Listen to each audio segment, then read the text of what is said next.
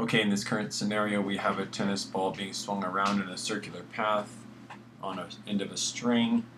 The string is 1 meter long, and it's being swung to within, touching distance of the ground. So somehow it's staying in uniform circular motion at some angle between 3 pi over 2 and 2 pi right in here. The ball disengages from the string and launches to this other green point here on the ground. So the x-axis here represents the ground. Okay, so nothing surprising there. In my wind plot demonstration, parameter A represents the launch angle in radians. So I'm going to auto cycle that. A little slow, let me speed that up.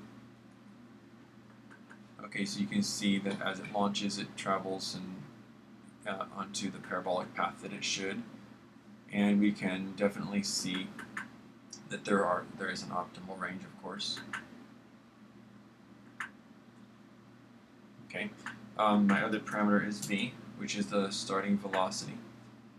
The velocity, let me pick a better launch angle. So let's say the angle we launch at is 7 pi over 4. So that would be a 45-degree launch angle. If we look at v, which is our launch, as we look at v, which is our launch velocity, we can see that the range, of course, increases. We know that if the object is on the ground, of course, this would give us the optimal range. But because the ball is attached to the string and is launched from a certain height, we know that the optimal range follows a different equation. The optimal launch angle follows a slightly more complicated equation, well-known one. But here's the issue. So with an initial velocity of 10, I charted that the optimal release angle is 5.517 radians and the optimal range is 11.204. Wind plot calculated that. Okay, now here's what surprised me. When I put the launch velocity at 7.5 meters per second, I would have expected the optimal launch angle to still be 5.517 radians. But for some reason I got 5.531 radians. I didn't expect the range to be the same, but I expected the launch angle to be the same. The peak here of this is for 5.531 radians. And our range is only, of course, less, 6.74 meters. Okay, when I changed it to 5 meters per second launch velocity, the optimal angle went up even more. The optimum angle of launch now is 5.566 radians, and so forth. You can see for 2.5 meters per second, the optimal launch angle is needing an even larger value to achieve the optimal range. So to do that, what I did was I can show how I did that. The way I did it was in my formulas I have the function for range entered.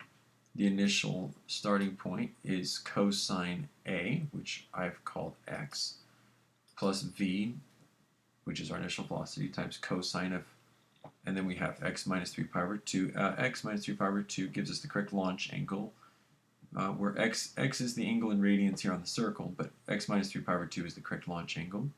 It's basic geometry. The 1 over 49 times 5v cos x plus square root of 5 times square root of 90, plus square root of 98 plus 5v squared cos x squared plus 98 sin x.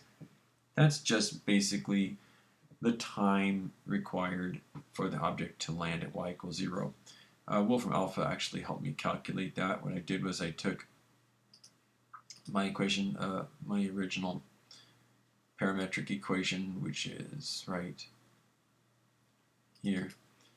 The original parametric equations are basically cosine A, which is the initial launch position, plus V cosine A minus 3 power 2 times t. So basically it's just initial x coordinate plus initial velocity times cosine launch angle times time.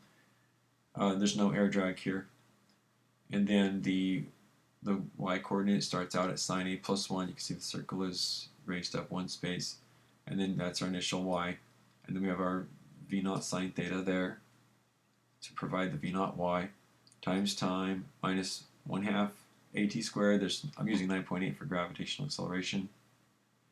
And what I did was I took this, set it equal to 0, and Wolfram alpha, because I was lazy, Wolfram alpha isolated t for me. And that gave me this value here, actually, this thing. So going back to my range plot, that's the red curve. The range plot shows basically initial position. Now x here is our A. I just wanted to see an xy plot of my range. So x represents A now. V naught cosine theta, it's right there. Here's the time traveled in the air. That's what Wolfram alpha gave me. And that actually, what's going on here is that's giving me obviously this parabolic curve. So when I keep measuring the vertex for these different velocities, I keep getting a shift in the optimal angle. And it's really kind of confusing me a bit. If someone could help me clear this up. Thank you for listening, and thanks to Physics Forum.